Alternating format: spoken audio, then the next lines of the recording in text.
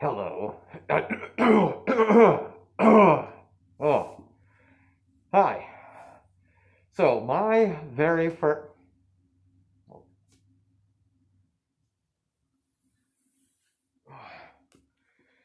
That's better. Okay. My very first memory of Scream was the first week of January, 1997. You see, the movie came out a few days before Christmas, December 1996. How?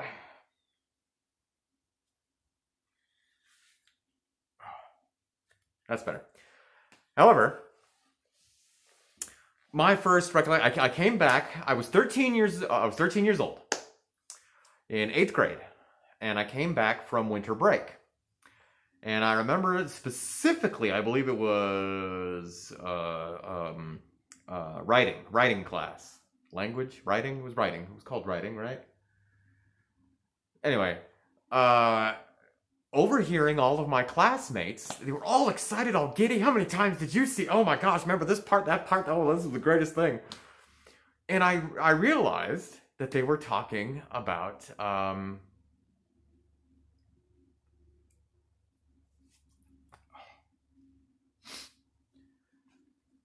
Scream. And I remember thinking to myself, how are they seeing R-rated movies? How are they getting into these R-rated movies? As a manager of a movie theater now, I know that because back then no one cared. We do now. So anyway, and I vividly remember they kept talking about, oh man, my favorite part was when he said my mom and dad are going to be so mad at me. And I'm just like, yeah, because I'd probably seen trailers and stuff, and I was probably like, oh, all right, maybe I'll see that someday. So that was my first memory of Scream. To come back from winter break, go to school, middle school, eighth grade. Everybody's talking about it. That's how they spent their winter break, was seeing Scream over and over. I wasn't as privileged with, I couldn't go to R-rated movies. Eventually, a friend of mine, about a year later, it must have been about a year later, because I met him freshman year of high school. He had it on VHS, and I was at his house one night, and, oh snap, you got Scream? Yeah, I got Scream. You want to watch Scream? I was like, heck yeah, I want to watch Scream. I never seen Scream, and we got the second one coming out soon. Something like that. It was probably around when the second one came out. He might have had both of them on VHS. Might have been what it was. I think he had both of them. Because it was right when the second one came out. Something like that. Anyway, doesn't matter. So I watched it on VHS. And it was an exhilarating experience. I'll never forget. I was sitting on the floor. The TV was about right here. And I'm just like, classic. And I was convinced that Dewey was the killer. Oh, what a great experience. And it was specifically the one part that got me 100% sure was when Sydney gets the call from the killer when Billy's in jail. When she's at Dewey and Tatum's house.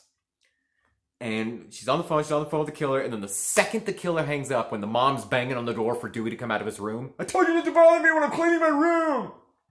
But the second the killer hangs up the phone, Dewey comes out of his room. What?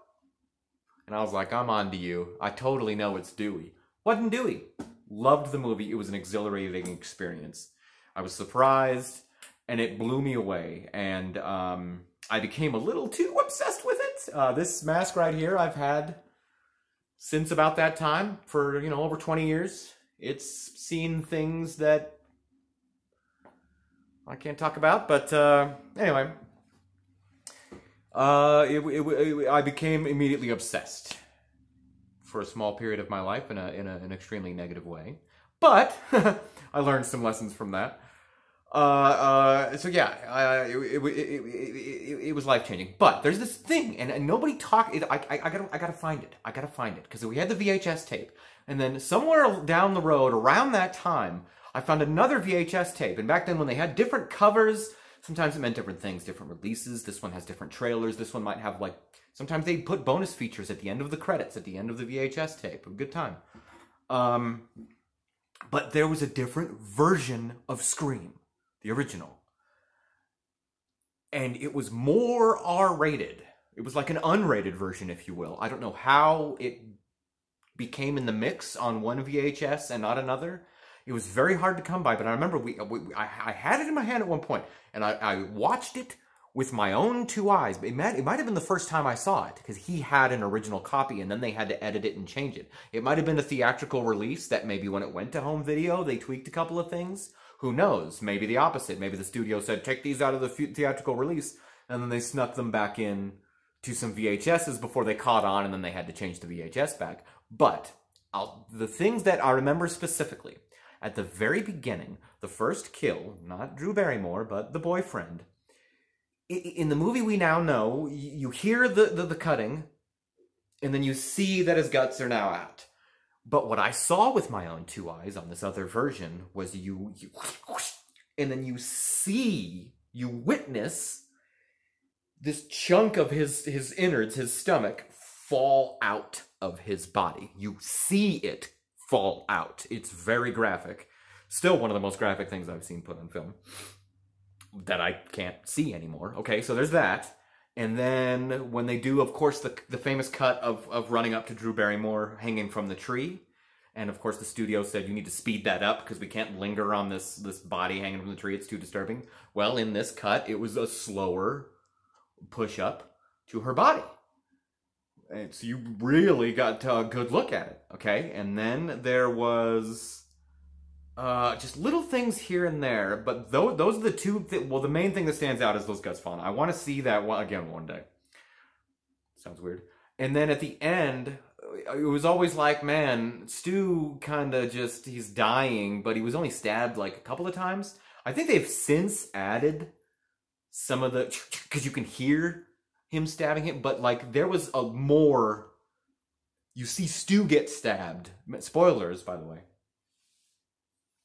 You see Stu get stabbed numerous times. Like many more times. So he's really, like Billy really stabs him like more times than is in the final cut. So stuff like that. I want to know I'm not crazy. It's not the Mandela effect. There's got to be people out there who know what I'm talking about, and I got to get my hands on a VHS of that edit of this movie. And then many years later, with my son, a couple years ago, I met Matthew Lillard and Skeet Ulrich. They both signed this. Not at the same time, but great guys. They both couldn't care less about me. They were like, oh, you got a kid. I'm a father. Being a father is the best thing in the world. I'm like, yeah, I know. Told Skeet that I liked him in, oh, what was that movie called? The Curve. Look it up. Good movie. The Curve. Starring Skeet Ulrich. Or, excuse me, starring Matthew Lillard. Matthew Lillard did the Scooby impression for my son, and Skeet was a nice guy. Nicest guy. Everybody, all the women were there for that Archie show. What's that show called? Anyway, neither here nor there. I love Scream, the original. Just know that there's a phantom cut out there that you haven't seen. Seek it out. And then report back to me. 5 out of 5. Okie dokie.